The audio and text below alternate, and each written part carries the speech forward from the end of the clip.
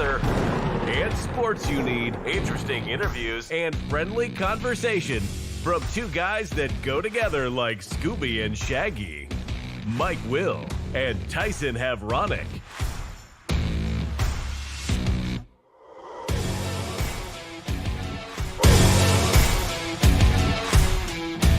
Well, good morning, everyone. Welcome to another edition of Huddle Up here on Extreme Sports. Welcome to a Wednesday, 28th day of January for 2026. Mike Will, Tyson Havronic standing by. We've got all of your news, weather, and sports that you need to get out the door here this morning. Jam-packed full of info here today. The 2026 Nebraska football schedule has been announced. We'll take a peek here this morning. Major college basketball's longest winning streak in more than a decade ended last night at 24 games as fifth-ranked Nebraska lost to third-ranked Michigan 75-72. Plenty to talk about during that ball game last night. We'll have it for you here this morning. Get some comments from Husker head coach Fred Hoiberg. The Nebraska women's basketball team will be on the floor tonight to take on Northwestern. The Nebraska softball team will start the season ranked in the top 10 of the National Fast Pitch Coaches Association preseason poll. Bailey Kissinger of Hastings College has been named the Offensive and Defensive Players of the Week in the Great Plains Athletic Conference after her performance on Saturday against Briar Clough.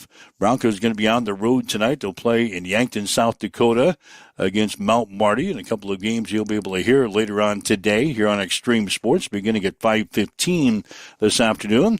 And the Central Conference and Centennial Conference basketball tournaments were in full swing last night.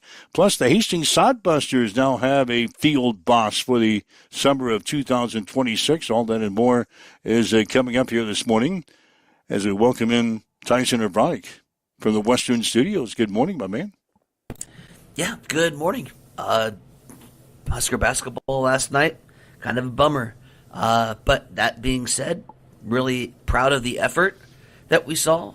You would have told me that was going to be a 2-point game without Braden Frager, without Rink Mast, and we were going to hold a team that's blown Gonzaga out by 40 that was favored by 10.5 to listen, Michigan led for all of 1 minute of actual game time. They played the best in the first 30 seconds and in the last 30 seconds. And that's all they needed. Nebraska had the lead for 38 minutes and change. 38 minutes and change in that basketball game. Obviously just disappointed down the stretch, but at the end of the day, you got to come back and you got to make second half shots. And I think we shot like 1 of 14 after really shooting the lights out of the arena. In the first half. I think we made 10 3-pointers in the first half. Jamarcus Lawrence played his best game, period.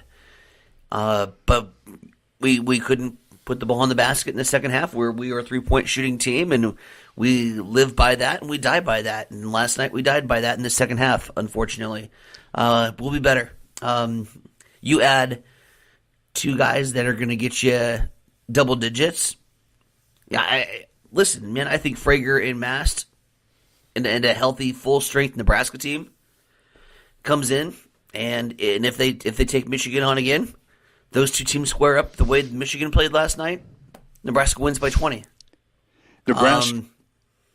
No, go ahead. I was finishing my point. Nebraska did not score for the final 3 minutes and 20 seconds. Yep. The game last night, missing its last 5 shots after leading most of the way, as you mentioned.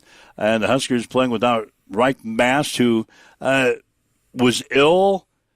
Huskers really didn't find out that he wasn't going to go until about 12 minutes before tip-off of the game last night, so that's a bummer.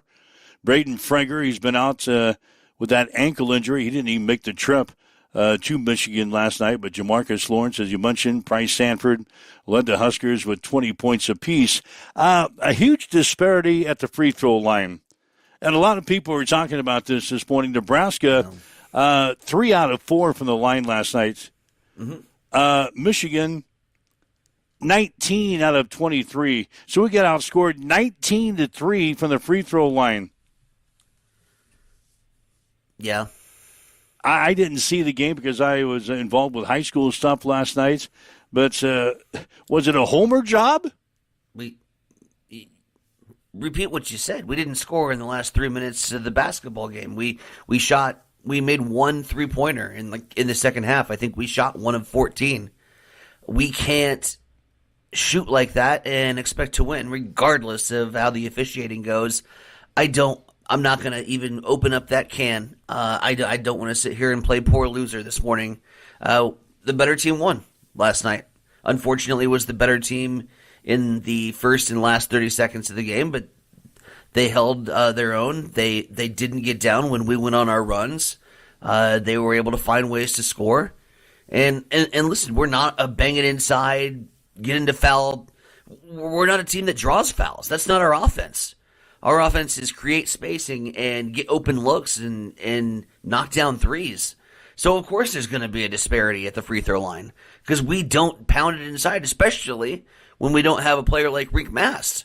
We're not going to pound it inside. So, no. When you look at the stats, yeah, you can say, oh, my God, what an inside job. No, listen, we're not the team that's going to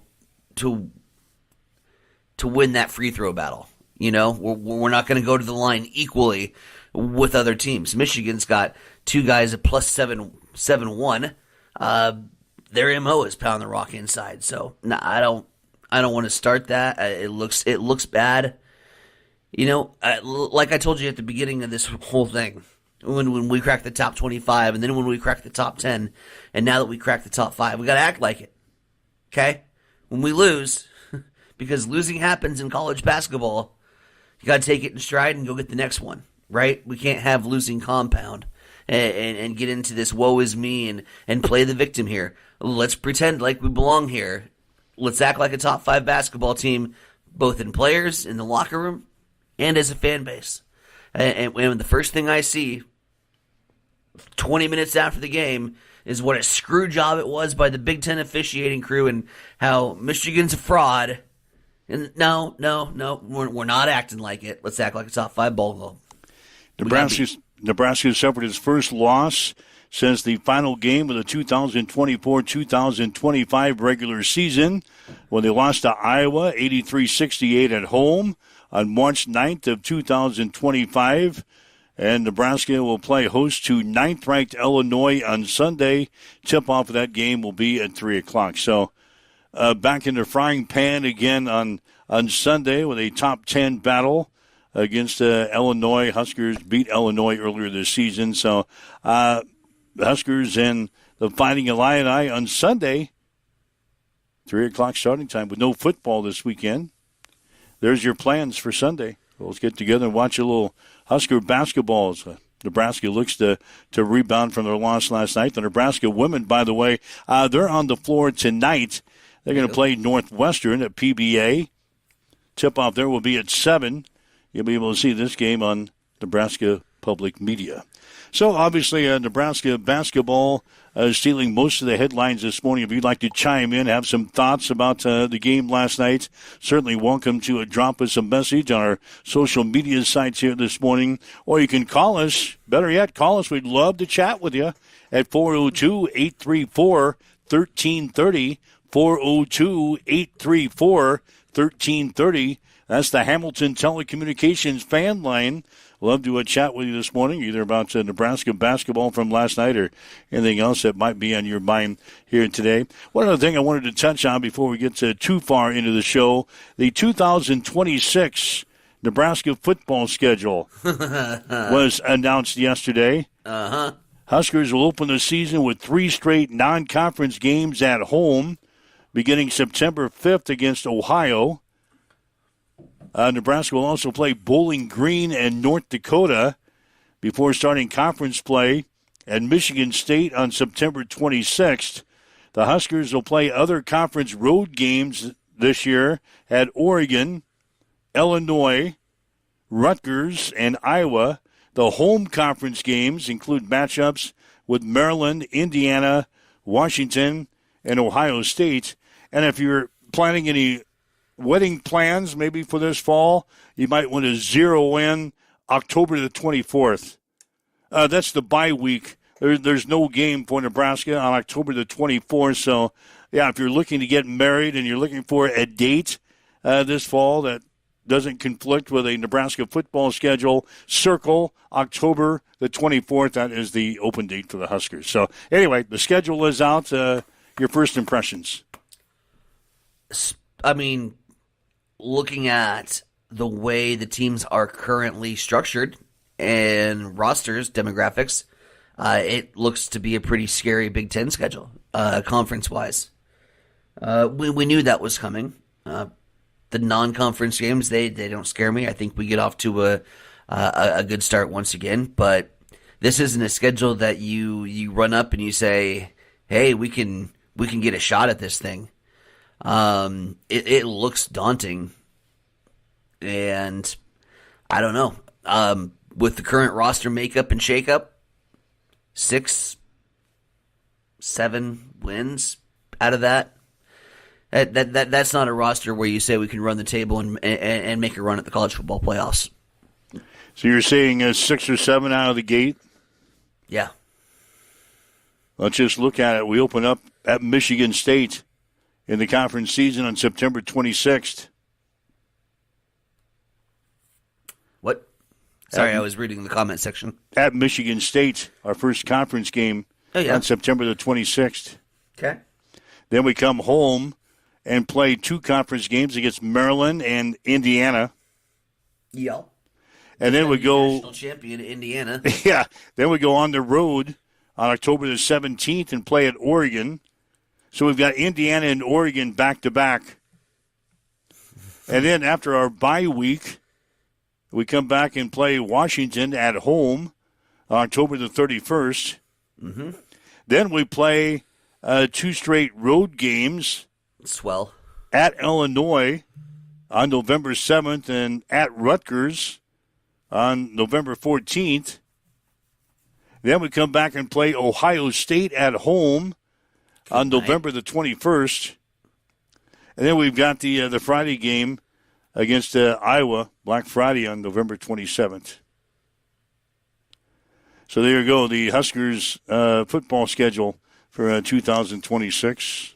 Obviously too early to really dive too much into that, but we'll see what happens. It looks like a daunting task for the football team.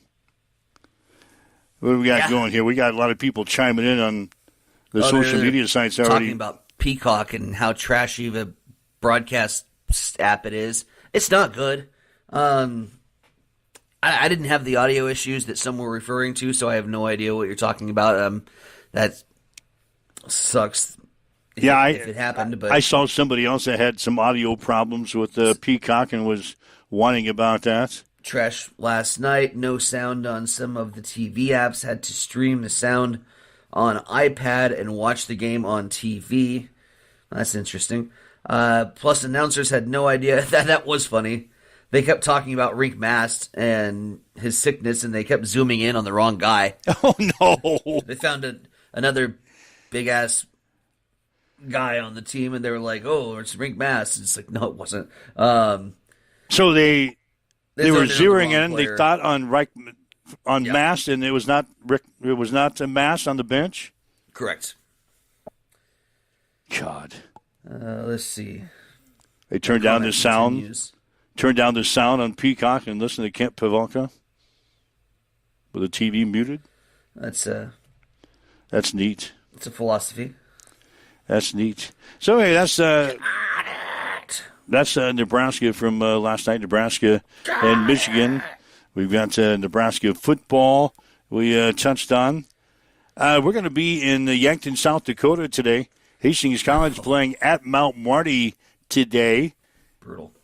It'll be an early start, a little bit earlier start, 5:30 for the women's game tonight, 7:15 for the guys on the air with a pregame show at 5:15 today here on Extreme Sports. What's scheduling the South Dakota, Iowa road trips in the middle of the week? This one is not too bad. It's across like state lines. I know, but it's just across the state line. You ever been to Yankton? Not on purpose. No, it's just across the state line. I mean, within a mile into South Dakota. So it sounds like it's a long way, but it's about 3 hours. 3 hours up there. So we'll have basketball for Seriously? you at 5:15. Hastings Sodbusters have made a move. Yeah, I saw that. They have brought on Victor Rojas to be their field manager for the upcoming summer. He's the current Hastings College baseball coach. He arrived in Hastings in May of 2025 after an extensive career as a player, a coach, a front office executive, and a broadcaster. So he's going to lead the Broncos this spring, and then he's going to move on, and he'll lead the Hastings Sodbusters this summer. Sodbusters will play their first season in the new Diamond League, featuring teams from Nebraska, Kansas, and Missouri. So we've got a field boss, so to speak. Victor Rojas is just going to kind of stay put. He'll run the Broncos this spring, and then he'll just stay on and work with the Hastings Sodbusters this summer. So good hire there for the Hastings Sodbusters as they begin play in the Diamond League coming up this summer. Just camping out at Duncan Field, give him the keys to the gate and couple different ball caps to wear, but excited to see what he does. Again, not only for Hastings College from the Broncos' perspective, but really for the culture in general, to help kind of build a baseball culture here in Hastings. And well, shouldn't say build. Culture's always been really strong and really good over there, but just help grow the game. And excited to see him as the boss for the Sodbusters. All right, so that's a couple of moves there. We had some high school basketball played last night in the Central Conference basketball tournament. As far as the local teams are concerned, the Adams Central boys, they beat Lexington last night by a score of 63-47. Nice. Adams Central girls, they lost to Crete by a score of 61-48. So that's a tournament will continue now Thursday and Friday, the Central Conference tournament. The semifinals on the boys' side going to be held tomorrow night in York. Adams Central will play Lakeview at 5:30 tomorrow. Lakeview upsetting Northwest last night by a score of 65-48. The other semifinal game on the boys' side tomorrow night will feature Crete against Aurora at 7. Crete winners over York last night 72-61. Aurora, they got by Seward 63-59. So the semifinals in the Central Conference tournament, Adams Central and Lakeview at 5:30 tomorrow night in York. Crete against Aurora at 7. Then the winners will play the championship game on Saturday back in Hastings at Adams Central. Championship game will be at 3 o'clock. On the girls' side in the Central Conference tournament, like we mentioned, Adams Central losing last night to Crete 61-48. So Crete will move on. They'll play in the semifinals on Friday in York against Aurora. Aurora beating Lexington last night 54-28. The other games, Northwest over Lakeview 60-33. And York beat Seward 35-26 in the semifinals. On Friday on the girls' side of the Central Conference tournament, Aurora will play Crete at 5:30, Northwest against York at 7 o'clock. The Centennial Conference basketball tournament got rolling last night. The St. Cecilia boys lost to top-seeded Archbishop Bergen 54-43, and the St. Cecilia girls beat Bishop Neumann 55-38. So we got the semifinals on the girls' side. They're going to be played on Thursday. It'll be Kearney Catholic playing at St. Cecilia.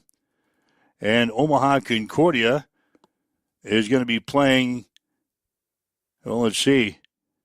It's going to be, Lincoln Christian will be at home against Omaha Concordia. That'll be in the semifinals of the girls' bracket of the Centennial Conference tournament. And then they'll play the championship game on Saturday at 4 o'clock at Lincoln Christian. Boys' side of things, semifinal is going to be held on Friday night. It'll be Bergen at home to take on Lincoln Christian. And Lincoln Lutheran will be playing at Grand Island Central Catholic. The Crusaders winners over Newman last night, 44-29. Lincoln Lutheran got by Omaha Concordia, 46-43. Lincoln Christian over Scotus, 48-38. As I mentioned, Bergen beat St. Cecilia last night, 54-43. So that brings you up to date on the tournament action from last night. Regular season high school basketball from last night. Hastings High girls losing to Norris, 64-37. Hastings High boys losing to number 1 ranked Norris last night, 83-31. Ouch. So that brings you up to date on high school basketball from last night. I have a question. Yeah.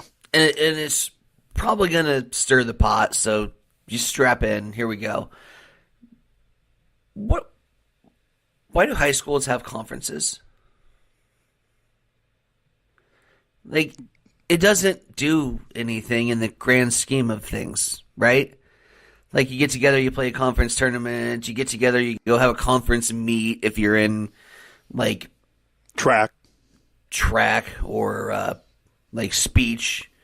What do they call it? Forensics. I think that's when college calls it forensics. It's still speech in high school. You get together, you have one act competition in conference, but really that's it. Like, the heart of the season comes with sub-districts and districts. The conference thing, it's just a thing, right? So and no one's ever really given me a great answer. Like, what is the difference between being in one conference or being in another conference, and why do we need to have conference tournaments? And I don't know. Why do we have a conference tournament in... Why do we have conferences, period? Major college basketball. Why do we play the Big Ten conference tournament? But like, the conferences there has a lot to do with your, like, regular season schedule. I guess seating-wise. Yeah. But in high school, that's probably not the case. You're not, like, seeing the Centennial Conference. Like, St. Cecilia doesn't have to go through the ringer every year of the Centennial Conference. They're not, They don't play half of the teams during the regular season. Precisely. Exactly.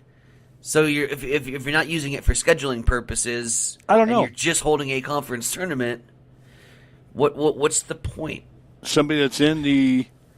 I'm generally curious. Yeah, somebody that's in the school administration department might be listening that can chime in. I'm not saying it's stupid. I'm not saying it's anything like that. I'm just saying I've generally been curious on what the purpose or benefit of being in a conference in high school is. Oh, maybe somebody can chime in on that. Thank you. A couple of other notes. The Denver Broncos have fired their offensive coordinator, Joe Lombardi.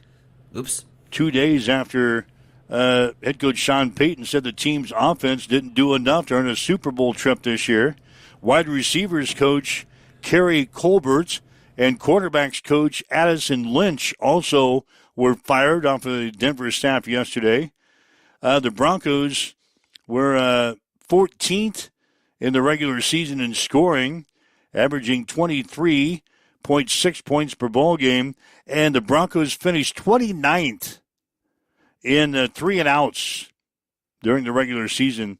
In fact, 25% of their drives ended in 3 plays, 3 and outs. So the offensive coordinator for the Broncos, Joe Lombardi, and 2 other coaches fired yesterday by head coach Sean Payton. What? And you're going to bury the lead on the NFL coaching news? I know, it's coming up next. Come on, man. Don't bury the lead. Buffalo Bills have promoted offensive coordinator Joe Brady to a head coach on a 5-year deal. We're going to the Super Bowl! Woo-hoo-hoo-hoo! Brady replaces Sean McDermott, who was fired last week after the Bills were eliminated by the Denver Broncos in the AFC divisional round of the playoffs. McDermott has spent 9 years as a head coach for Buffalo, taking the team to the playoffs in 8 of those seasons. Brady has been with the organization since 2022, initially joining McDermott's staff as the team's quarterbacks coach. He was promoted to interim offensive coordinator in November of 2023, and he was promoted to the full-time offensive coordinator's position in 2024 and in 2025. That was your choice. That was your choice for your team. Joe Brady, now the head coach the Buffalo Bills. Yeah, excited. I mean, he's done everything that we've asked him to do. Stepped in and quarterback coach for Josh Allen, and then turning the keys over when Dable takes the job at New York, and he gets the keys to the offensive car, and everything about the way he has navigated his career in Buffalo and stayed the course, and now you get the opportunity to take over the reins. And dude, I'm just super excited to see what this guy can do. Yeah, you've been chirping for this for 2 weeks now. Couple weeks. Even before Sean McDermott was fired, you were chirping about Joe Brady, that they ought to fire Sean McDermott and hire Joe Brady. Just do the swap, right? Like complete the transaction. Get Brady one more offensive weapon. We got to desperately go out and get a playmaking wide receiver in the offseason. How about a healthy one? A healthy one would be good too. Yeah, you had like only 2 or 3 wide receivers available at the end of the season. We were running out of dudes, right? No, I'm super excited. I couldn't be happier, and couldn't be happier that Dable is going to take over the reins at Tennessee, get a rookie quarterback to work with, a quarterback kind of similar with in terms of build and playmaking capabilities. You know, Cam Ward. Dable gets to take over the Titans job, and I think that's a great fit for him. So that's interesting because he was interviewing. In fact, he interviewed twice for the Las Vegas Raiders head coaching position, and it was contingent. Tennessee Titans hired Dable as their offensive coordinator. It was contingent on Dable not getting the head coaching job in Vegas. Evidently, they passed him by. So Dable, who was the 2022 Coach of the Year, who was fired by the Giants on November 10th after going 20-40-1 as the team's head coach, is now the offensive coordinator for Tennessee. So they're passing Dable by. Brady got 2 interviews from Vegas too. So who's the Vegas Raiders leading on? The 2 leading candidates in a lot of the coaching ranks you've interviewed, and evidently they're going elsewhere. You got to assume they're still playing. Yep.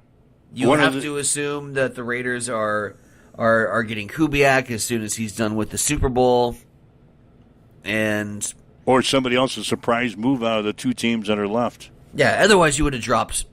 Yeah, you would have hired a coach by now. Yep. One other thing before we get to the news break, I want to get your feelings on this. The Hall of Fame came out with their supposed inductees for this year.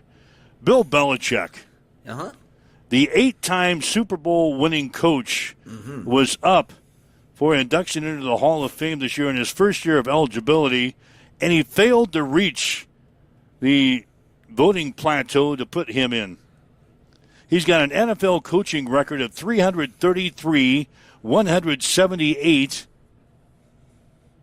He's got second best behind Don Shula's with 347 coaching victories, but yet the Hall of Fame committee has decided for some reason that Bill Belichick is not worthy of the Hall of Fame in his first year of eligibility for pro football. Is it, I mean, with the Hall of Fame writers, is it similar to baseball where they have like these unwritten rules that you can't be first ballot unless you're like the god of the game?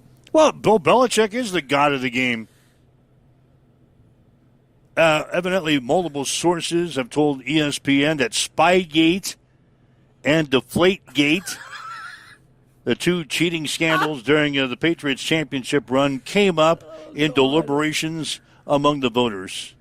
What a scam the Pro Football Hall of Fame is. The committee is composed mostly of veteran NFL reporters, but also includes football figures such as former general manager Bill Polian, and former coach Tony Dungy, both who are Hall of Famers, but have had some beefs with Belichick. So, the Pro Football Hall of Fame is a scam. Did it lose just a little bit of its luster for you? Yeah, I would say don't even play the Hall of Fame game next year. That's embarrassing. Wow. That's embarrassing. How can you keep Bill Belichick, whether you like the guy or not, if you're on the committee, whether you like the guy or not, how can you keep Bill Belichick out of the Pro Football Hall of Fame? He's the second guy on your list for wins, NFL coaching wins, with 333 behind Don Shula, for Christ's sakes. How do you keep him out of the Hall of Fame on his first ballot? Just because you had this Spygate and Deflategate, which is the biggest scam to hit pro football anyway. Both of those things were ridiculous. Remember the Deflategate?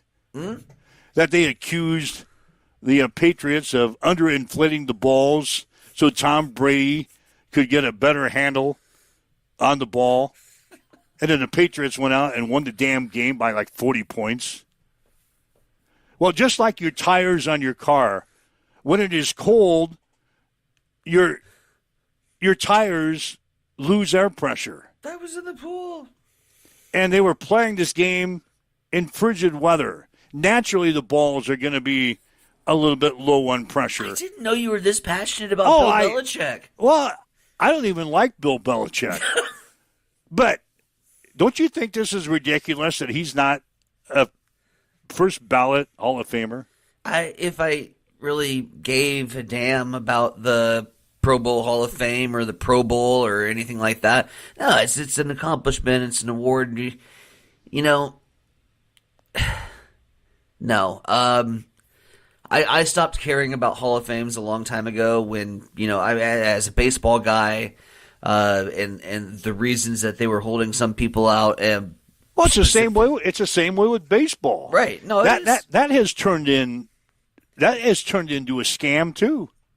Yeah. Well, I mean, it's not the Hall of Fame is a museum of the history of the game. Okay, we're having a little lecture now because you brought it up.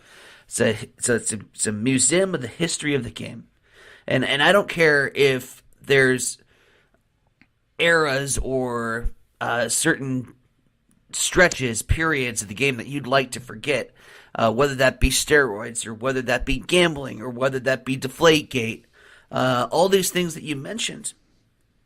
It was still a part of the game and a part of the game's history. And greatness obviously still happened. Obviously with the Patriots Super Bowl run with Pete Rose and all the stats he put up and Barry Bonds with literally changing the game with the swing of a bat.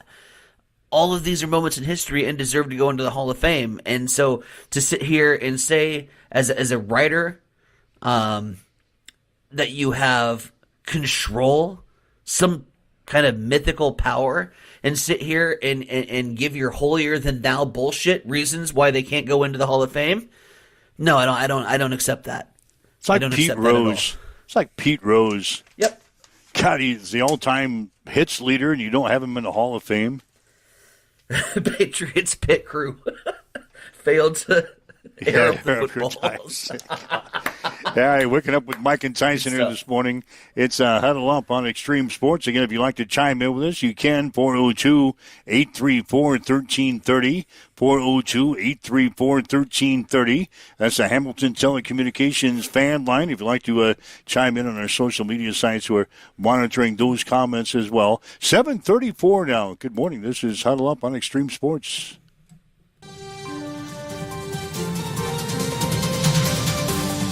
It's time for a morning news update on Extreme Sports.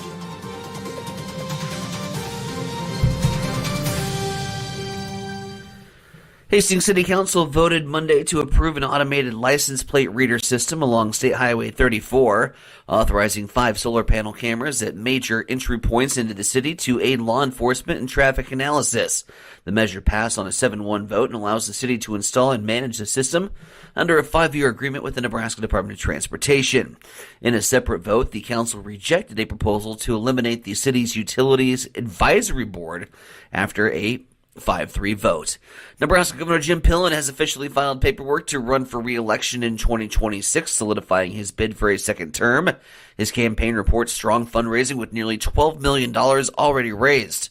Pillen's re-election message highlights tax relief, conservative policy wins like constitutional carry, and border security efforts, because our Kansas border is treacherous. In his first term, the filing deadline March 2nd, the Nebraska primary election set for May 12th. And former Nebraska State Senator Dan McKean is scheduled to stand trial in Lancaster County this March on a misdemeanor disturbing the peace charge. McKean, who resigned from the legislature earlier this month, continues to plead not guilty to the charge tied to allegations that he inappropriately touched a woman at a party near the end of the 2025 legislative session.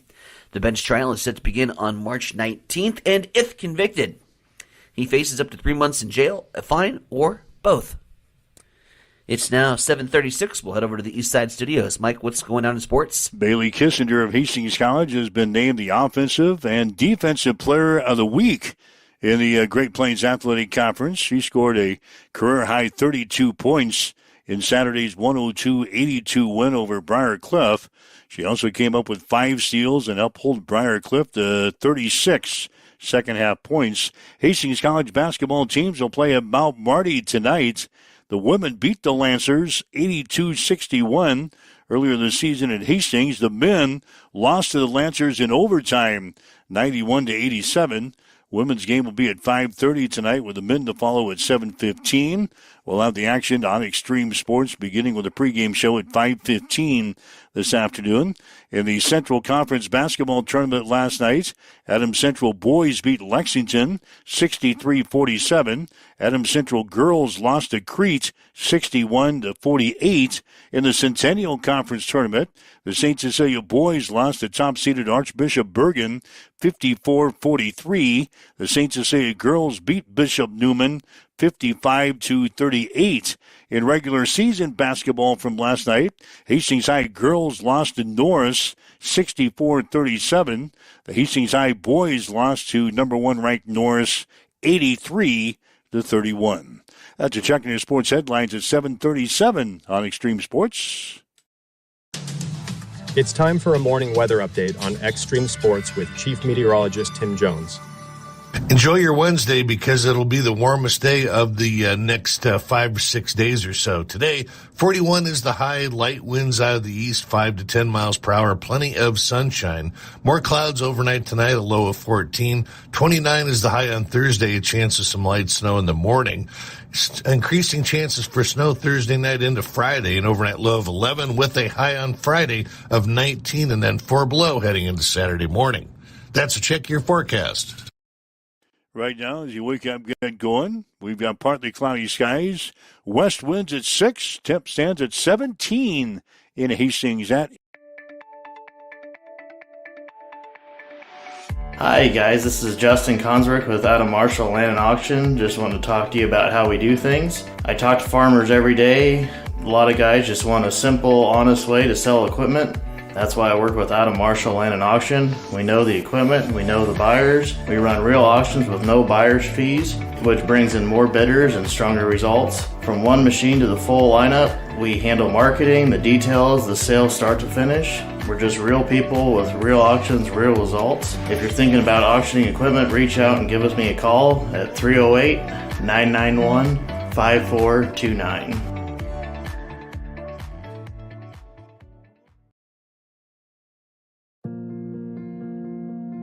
I'm John Butler, funeral director and owner at Livingston Butler Vollen Funeral Home and Cremation Center in Hastings. And I'm Nikki Butler, the advanced funeral planning specialist. Whether you choose a traditional service, cremation, or a unique memorial service, our experienced staff is here to help guide you through every step. Visit us at lbvfh.com to learn more about our services and how we can support you. Livingston Butler Rollins Funeral Home and Cremation Center. We are here when your need is greatest.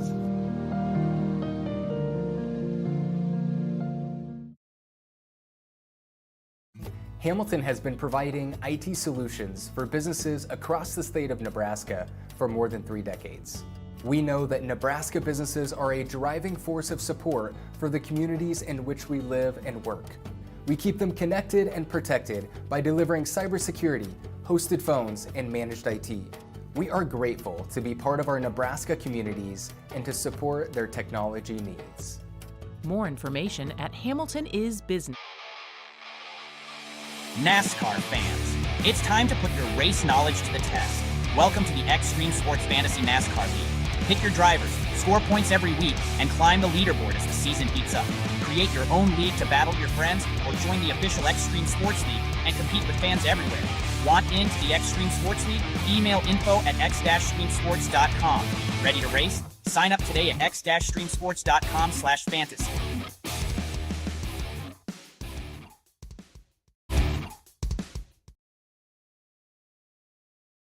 All right, Mike Will, Tyson and Bronick with you. It's Huddle Up on Extreme Sports for this Wednesday, 7:40. Again, last night, the Nebraska men's basketball team, they lost for the first time in 24 games as they lost to third-ranked Michigan, 75-72. Huskers playing the ball game without Reich Mass, who missed the game with an illness, and Braden Freger, who was out for a second straight game with an ankle injury. But the Huskers dropping a game to Michigan last night, 75-72. After the ball game, we asked head coach Fred Hoiberg about when he knew that Mast would not play in the ball game last night. Yeah, I mean, about 12 minutes before tip, he said, I went in to talk to him. I said, what do you think? He just said, Coach, I can't do it. He said, I got no energy. He couldn't keep anything down. I mean, even sips of water, he couldn't keep down. So it's unfortunate, but, I give our guys all the credit in the world for the fight that they showed in that game from start to finish. And you're giving up. You got Cale Jacobson out there guarding Morez Johnson at 6'10", and, built like a Greek god. And, Cale battled him every step of the way. And, I thought in that first half our pace was great, our movement. I did think we ran out of gas a little bit in the second half. And, if we make our layups, I think we win this game. And, I thought Sam made a hell of a play at the end, getting his feet outside the paint, getting established for a couple seconds and, taking one on the chest. But unfortunately, they didn't give us the call. I'm not sure what you're supposed to do in that situation. But, our guys, again, they fought through adversity. They battled. And listen, that team is projected by a lot of people to win a national championship. You got no Braden, you got no Rink, you got no Oogie, you got no Connor, and you fight them all the way to the finish, and you lose by a basket. I mean, that shows the character of our team, and it also shows that we can compete with anybody in the country. And, I told them in the locker room, we haven't had this feeling in a long time. It's been almost a year since we have had that dejected feeling in a locker room. And they were hurt. They were hurt by it. We've responded great when we've had a big emotional win, and now we're going to find out what we're made of and how we're going to respond to a tough loss like that. But, listen, that just proved, I think, hope to everybody, most importantly to those guys in the locker room, that we can compete with anybody in this country. I mean, they were all over us, and we turned it over 11 times, and we forced that team into 19 turnovers. That's unbelievable on the road to go out and play that way, and I thought they played really well. So, for our guys, it should be a confidence builder to know that we can do it. Got to get past this one and move on and have 3 great days going into Illinois. Without Mass in the lineup, Leo Curtis came on, played a solid game for the Huskers last night. Leo was awesome. Yeah, I'm really proud of him. I'll say this about Leo. The kid puts in so much work, and this is why you do that. This is why you put in that extra time. He's been lifting every day. You can see his body, the changes he's had in it already, and he goes out there with no fear and, acted like a guy that has been in the rotation. Gets 2 left-hand jump hooks. I think that showed the versatility. Didn't turn the ball over, even though he was getting hounded out on the perimeter. I thought he made a lot of really good, smart plays. I thought he played like a vet for a guy that's a true freshman. I thought he gave us some really, really good minutes. And the coach also pointed to Caleb Jacobson having a good game last night.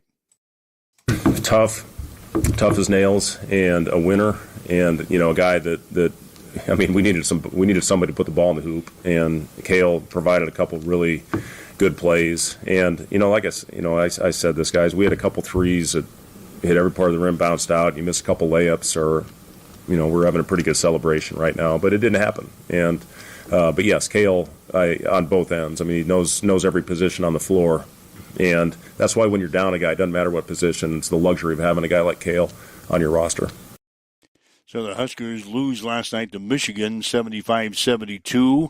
Nebraska will play host to Illinois on Sunday. Tip-off will be at 3 o'clock.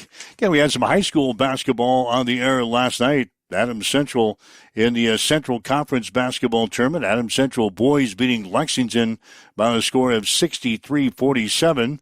Adams Central assistant coach Sam Cook joined me on the postgame show last night. Coach, congratulations on the win. Feelings on the ball game tonight? Yeah, thanks. No, it was a good game. A ton of credit to Lexington and to Coach Selecta. He always gets his guys playing hard and ready to go, and that's not surprising. He's probably the best competitor I've ever been around, and so we know him well, obviously, and so that wasn't surprising. They were going to come out and play hard, and credit to our guys. We kind of kept fighting. Brody Lexington hit some shots that hit a lot of shots, but we fought through some adversity. We kind of had some guys out and things like that. So, it was a good win regardless.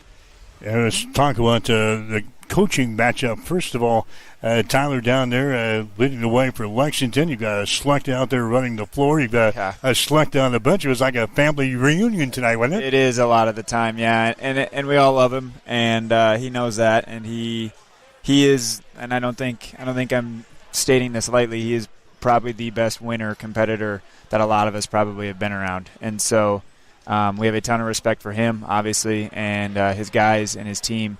And so we knew that it would be a tough one just because of who he is and how he gets his guys to play hard and puts a lot of work and time in out there. And so it's never going to be easy when you go against a guy that, one, knows a lot about what we do. One, he's been through our program, obviously, and he just is who he is. And so a ton of respect for Tyler.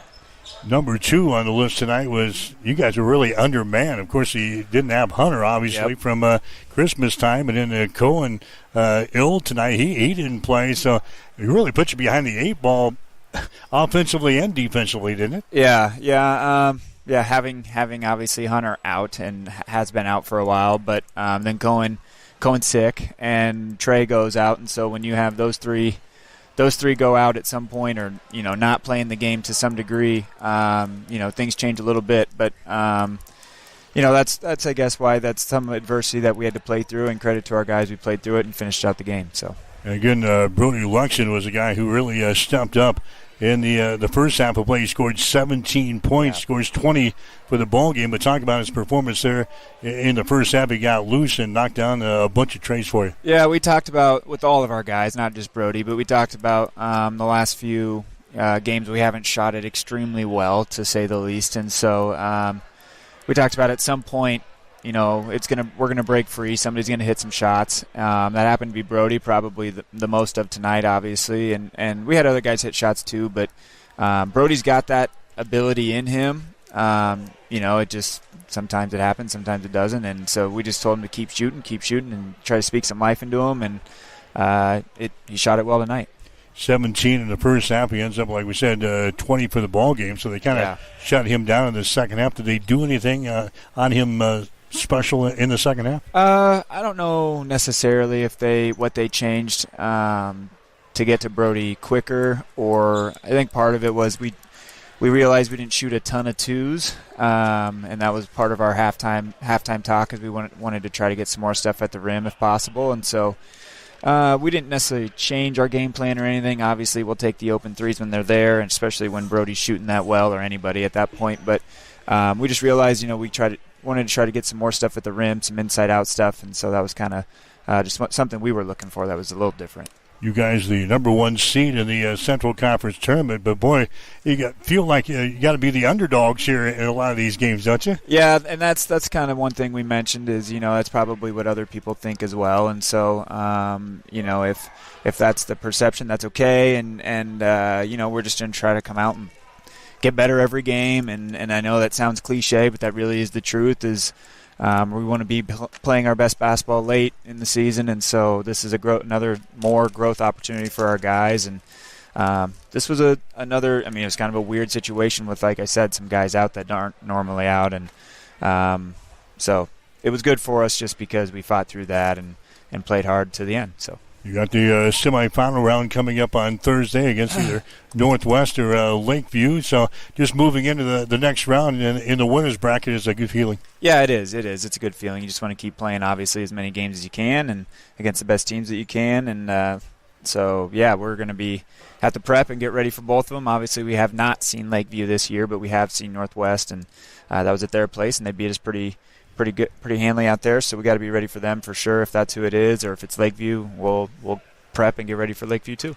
All right, we'll see you Thursday. Yeah, appreciate it, guys. Thank you. It's Sam Cook, one of the assistant coaches for the Adams Central boys basketball team. As Adams Central wins last night over Lexington, 63-47. They will play Lakeview again in the semifinals. That'll be tomorrow night at 5:30. Lakeview surprises Northwest last night, winning by a score of 65-48. So Adams Central and Lakeview in the semifinals tomorrow night at 5:30. We'll have the game here on Extreme Sports beginning at 5:15 tomorrow afternoon. The other semifinal game will be Crete up against the Aurora Huskies. Waking up with Mike and Tyson here this morning. It's Huddle Up on Extreme Sports at 7:51.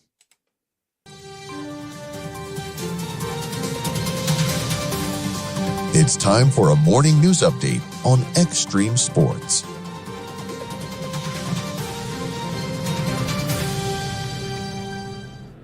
Starting with news at the Hastings City Council, they met Monday and voted to approve an automated license plate reader system along State Highway 34, authorizing 5 solar-powered cameras at major entry points into the city to aid law enforcement and traffic analysis. Measure passed on a 7-1 vote and allows the city to install and manage the system under a 5-year agreement with the Nebraska Department of Transportation. In a separate vote, the council rejected a proposal to eliminate the city's utility advisory board on a 5-3 vote. In election news, Nebraska Governor Jim Pillen has officially filed his paperwork to run for re-election in 2026, solidifying his bid for a second term. His campaign reports strong fundraising with nearly $12 million raised already. Pillen's re-election message highlights his tax relief, conservative policy wins like constitutional carry, and border security efforts from his first term.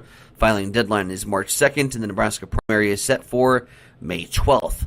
Former Nebraska State Senator Dan McKean is scheduled to stand trial in Lancaster County this March on a misdemeanor disturbing the peace charge. McKean, who resigned from the Nebraska legislature earlier this month, continued his plea of not guilty to a charge tied to allegations he inappropriately touched a woman at a party at the end of the 2025 legislative session. The bench trial is set to begin on March 19th, and if convicted, he faces up to 3 months in jail, a fine, or both.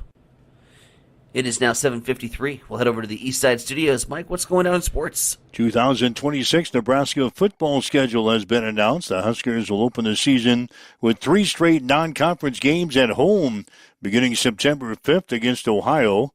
Nebraska will also play Bowling Green and North Dakota before starting conference play at Michigan State on September 26th. The Huskers will play other conference road games at Oregon, Illinois, Rutgers, and Iowa. The home conference games include matchups with Maryland, Indiana, Washington, and Ohio State. And the Nebraska men's basketball team saw their 24-game winning streak end last night. Huskers losing to Michigan 75-72.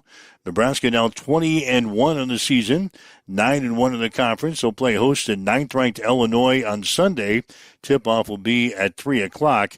The Nebraska women's basketball team will battle Northwestern tonight at PBA. Tip-off will be at 7. You'll be able to see it on Nebraska Public Media.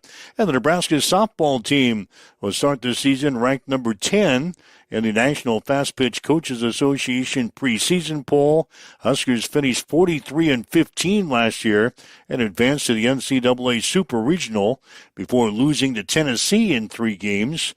They opened the season on February 6th in San Antonio, Texas, against Washington and Texas.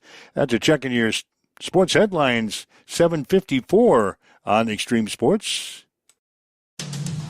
It's time for a morning weather update on Extreme Sports with Chief Meteorologist Tim Jones. Enjoy your Wednesday because it'll be the warmest day of the next 5 or 6 days or so. Today, 41 is the high, light winds out of the east, 5 to 10 miles per hour, plenty of sunshine. More clouds overnight tonight, a low of 14. 29 is the high on Thursday, a chance of some light snow in the morning. Increasing chances for snow Thursday night into Friday, an overnight low of 11 with a high on Friday of 19 and then 4 below heading into Saturday morning. That's a check your forecast. As you wake up, get going this morning, partly cloudy. 17 in Hastings, west winds at 6 at Extreme Sports. Hey, this is Mick from Maletta Vista Winery in St. Paul. Just a reminder, winter hours will be Saturdays, 11:30 to 9, January through February. That's just one day a week. But come in for lunch. Homemade soup specials on Saturdays. Stick around for the evening meals that start at 5. And while you're at it, stock up on your favorite wines. Workhorse, Elephant Ear, Steuben Tiger, and more are available at Maletta Vista and wherever great Nebraska wines are sold. Maletta Vista Winery, good wine, good food, no snow boots required, but we won't judge. Connet Auto Care is the trusted name in automotive repair and maintenance services in Hastings. We're a gold-certified Napa Auto Care Center. Our ASE-certified technicians have the Blue Seal of Excellence, receive continuous training, and are committed to providing the best service your vehicle can get. Whether it's preventative maintenance, major repairs, or just an oil change, Connet Auto Care is here for you.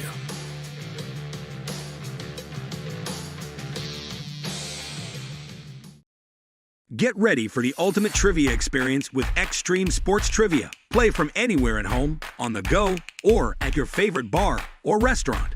Compete live against players from all over in real time, answering questions across categories like sports, pop culture, Marvel, and more. Want to see how you stack up? Track your progress with live leaderboards and aim for the top spot. It's free, fun, and super easy to play. So what are you waiting for? Sign up today at extremesports.com trivia and start playing now. And keep an eye out. We're coming soon to a bar or restaurant near you. All right, Mike Will, Tyson Urbanic with you as he gets you out the door here this morning on a Wednesday, 28th day of January. Then we'll have a basketball later on from Yankton, South Dakota, Hastings College, and Mount Marty going here this afternoon. 5:30 for the women's game, 7:15 for the guys, on the air with a pregame show at about 5:15 this afternoon. So we invite you to join us for some Hastings College basketball coming up later on today here on Extreme Sports. There you go. Jim Sliker, he's chiming in. He's got racing stuff on his mind today. Got Derby prep races coming up this weekend with Jim Sliker, and as we continue to count down towards the Kentucky Derby, but more importantly, the start of the Nebraska thoroughbred racing season. Let's see. Let's pull that comment back up here. There we go. He was busy with his fingers this morning. Holy Bowl at Gulfstream Park in Florida. The Withers Stakes from Aqueduct. Southwest Stakes scheduled this Saturday at Oaklawn has been postponed due to inclement weather that is predicted to hit the south this weekend. But a couple good races, Gulfstream and Aqueduct, on the card this weekend. So get ready for the Nebraska thoroughbred season. Again, it'll start on February 15th at Funner Park in Grand Island. So look forward to some more pony talk here in the weeks ahead. So love it. All right, anything else going on? Nebraska basketball, we've pretty well covered that from last night. Huskers losing to Michigan 75-72. Nebraska will play ninth-ranked Illinois on Sunday. Nebraska women at home tonight against Northwestern, 7 o'clock starting time. You'll be able to see that game on Nebraska Public Media. Told you about Hastings College on the road tonight, beginning at 5:15 here on Extreme Sports as the Broncos play at Mount Marty tonight. So, that's right. Anything else that we haven't covered? Nothing too pressing. I mean, I can always give you pointless sports that nobody will watch and things that could be on your TV guide that aren't on normal people's TV guide viewing. 2 o'clock on Paramount Plus. My Newcastle United, they take on Paris Saint-Germain in the Champions League. That's right. Newcastle. What is that? That's soccer. Soccer today? Newcastle taking on the mighty, mighty PSG in Champions League action. Wow. Big day today. 2 o'clock. Big day today. All right. If you'd like to listen to our comments from the first half of the show, we got into the Husker football schedule. We talked a lot about Nebraska basketball. We talked about Bill Belichick getting snubbed with the Pro Football Hall of Fame. Then the comments we've had in the second half of the show from Fred Hoiberg, and also our interview we had with Coach Cook from Adams Central. You can download the podcast and listen to the show again at your convenience throughout the day today. But make plans to be here again tomorrow morning, 7 o'clock starting time. It's Huddle Up on Extreme Sports. Have yourself a great day. You've been listening to Huddle Up on Extreme Sports, Central Nebraska's new home for sports. Join us every weekday morning